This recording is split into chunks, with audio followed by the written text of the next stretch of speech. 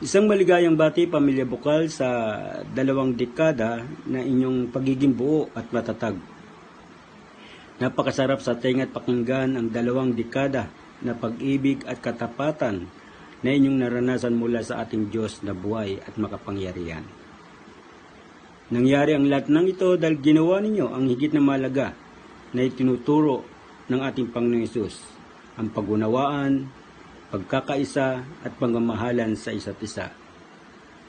2 dekada na napakasarap namnamin na umabot kayo sa ganitong pedestal.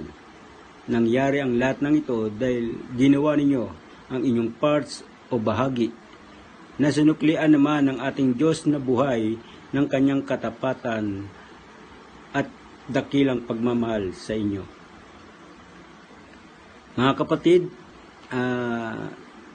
ipagpatuloy lamang ninyo ang inyong sinimulan, gaya ng pagkakaisa, pag-unawaan at pagmamahalan, dahil ito ang nagbuklod sa inyo na kaya kayo naging buo at matatag na pamilya. At naniniwala ko na hindi lamang 2 dekada ng katapatan at dakilang pag-ibig ang maaari nyo pang maranasan mula sa ating Diyos na buhay. Again, maligayang bati, Pamilya Bukal. Tunay na namiss ko kayong lahat. Ingatan kayong lagi ng Diyos at sumainyo ang marami pang pagpapala sa pangalan ni Jesus na ating Diyos at Panginoon. To God be the glory. Hello mga Kaps! Greetings! Hello, mga Kaps. Greetings mula dito sa Pilipinas. Kami po ay talagang nagagalak para sa occasion na ito dahil 20th anniversary na ng Bukal. Gano'n ba? 20 years na sila? Grabe.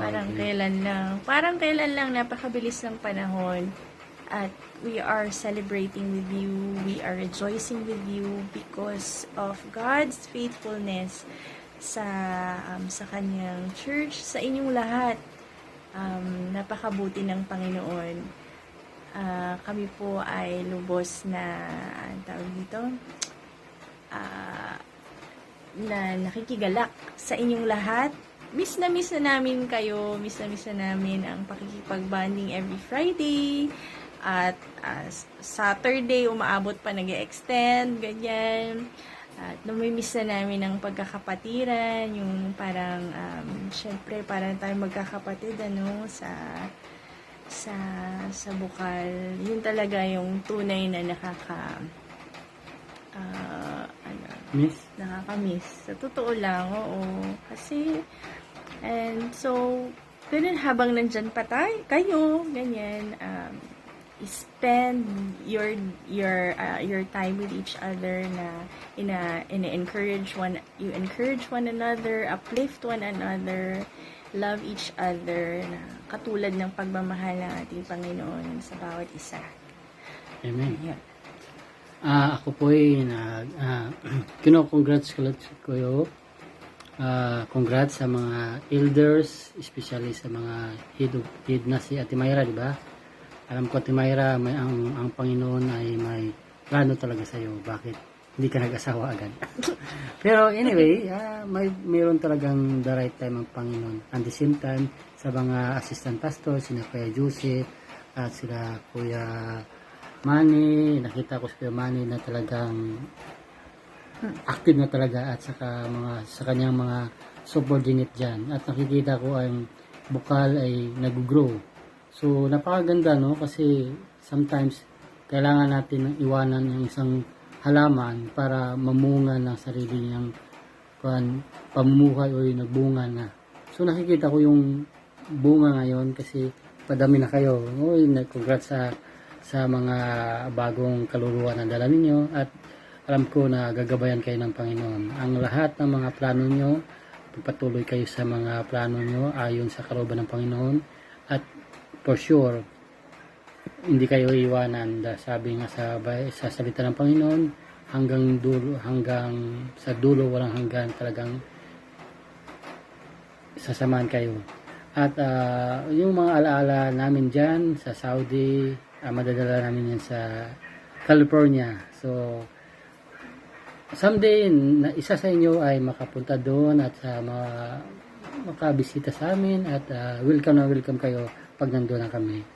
So, yun mga kapatiran, ako'y nagpapasalamat sa inyo na naghubog sa akin, nagtulak sa akin at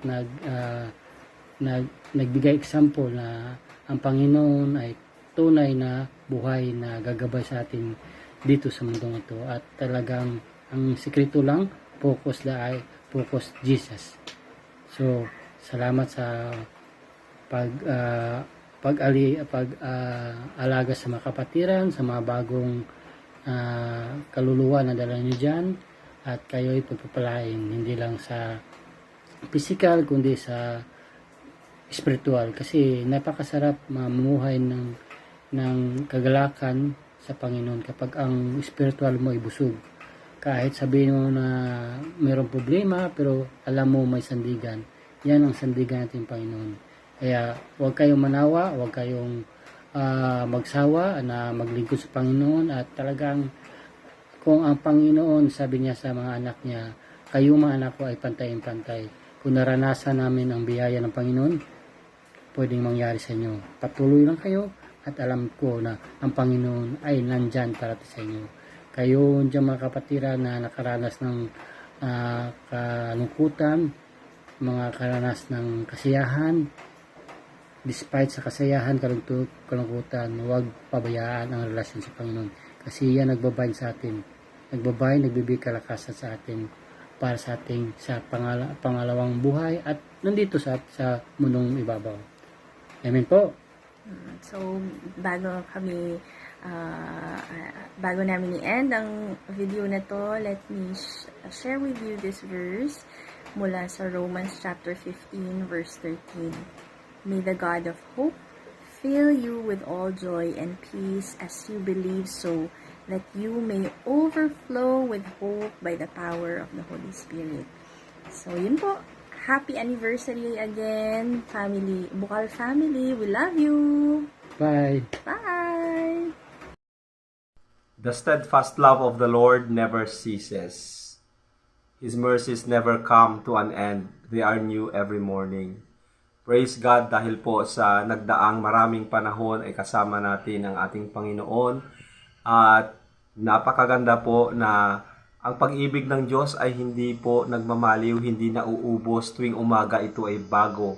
Sa bawat paggising natin, bagong kalakasan, bagong pag-asa, at bago ang lahat dahil sa ating Diyos na patuloy na nagmamahal at tapat na umiibig sa bawat isa sa atin. Amen? So, binabati ko po ng 20 years anniversary ang ating mga kapatiran dyan po sa Day by Day Bukal, Saudi Arabia sa Jeddah. Tunay nga na napakabuti ng ating Panginoon. Alam niyo po sa ating pong mga pinagdaanan, nakita po natin kung papaano ang Diyos kumilos sa ating mga buhay na maging sa disyerto ay naririyan siya upang tayo ay pagpalain at ibuhos ang marami niyang pagpapala. Di po ba? Ganyan po ang pag-ibig ng Diyos sa ating lahat. So, napakasarap po na sineselebrate po natin ang kanyang kabutihan at nagpapasalamat po tayo sa mga kapatid na ginagamit at patuloy na nagpapagamit ng buhay, ng kalakasan, ng oras, at marami pong mga kapatid po natin diyan na nagsasakripisyo dahil sa pagmamahal din sa Panginoon at nais ibalik na ang mga pasasalamat na ito through our services. Ano po? So, maraming salamat sa buhay ni Ate Myra, si Kuya Roderick, at maging sa ating pong Kuya Joseph, at sa lahat po ng mga sumusuporta, ng mga kapatid, na hindi ko na po mabanggit ang lahat. Alam ko po na ang Panginoon ang patuloy na magpupuno at magbabalik sa inyo ng marami pang pagpapala sa patuloy ninyong paglilingkod at patuloy ninyong pagsisilbi sa mga kapatiran natin. Higit lahat, ang lahat ng yan ay para sa Panginoon. So, pakaisipin po natin na ang Diyos natin tuwing umaga ay meron po siyang bago na inihahain sa atin bagong kalakasan, bagong pag-asa, bagong kapayapaan, bago ang lahat.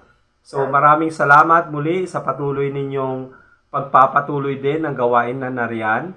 At pasensya na po dahil si Kuya Ed ay napagsabihan na rin po natin, pero maihahabol po niya baka sa September 17 pa magkakaroon ng time para sa recording. So pinapaabot din po ng ating butihing pastor, Kuya Ed Lapis, ang mga pagbati sa ating lahat dyan at mga pastors po natin na naririto sa Day by Day Main. At salamat din po sa buhay ng Kuya Nathan, Ate Divine, lahat po ng mga sumusuporta dyan sa gawain natin. Maraming salamat sa pangunguna ng ating Pastor Nathan Pascua at ang kanyang butihing asawa, may bahay, Ate Divine, at sa lahat ng mga elders po ng mga barangay, sa lahat ng mga kapatiran na sumusuporta. Maraming salamat po. Purihin ang Diyos, purihin at dakilain natin ang Diyos sa lahat ng kanyang kabutihan sa ating buhay. Happy anniversary, happy 20th years, na pasasalamat sa ating Panginoon. Celebrate life in God's mercy and love.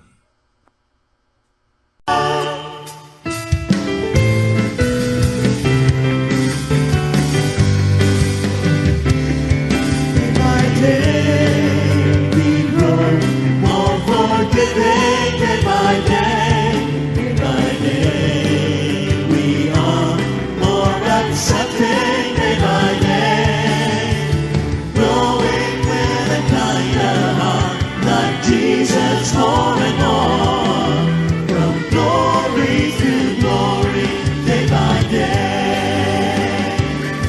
Day by day, we grow more forgiving, day by day. Day by day, we are more accepting, day by day. Growing with a kind of heart like Jesus more and more. To glory, day by day. Let's be more loving, be more kind, as Jesus showed us the way of love. Day by day, we grow more forgiving, day by day. Day by day, we are accepting, day by day, growing with a kind of heart like Jesus more and more, from glory to glory, day by day. Let's be more loving, be more kind, as Jesus showed us the way of love. Day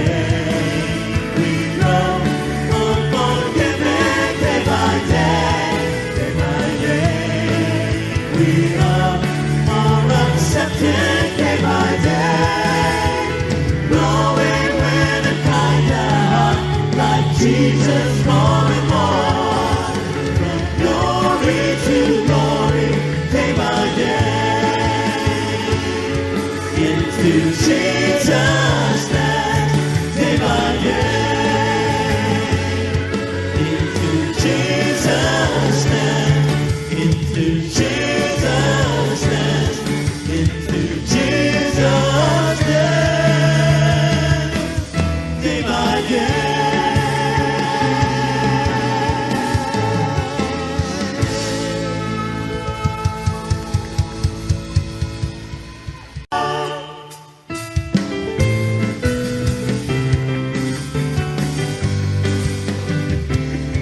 Day by day, we grow more forgiving, day by day.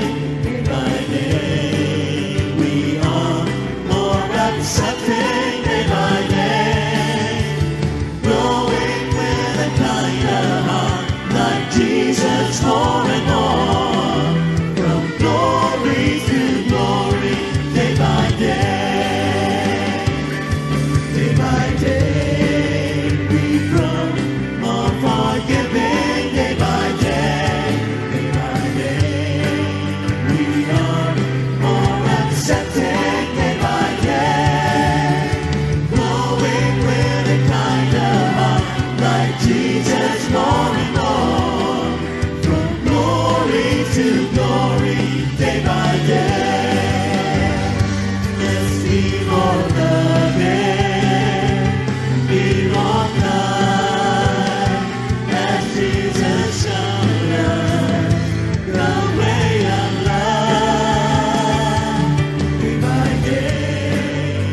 become a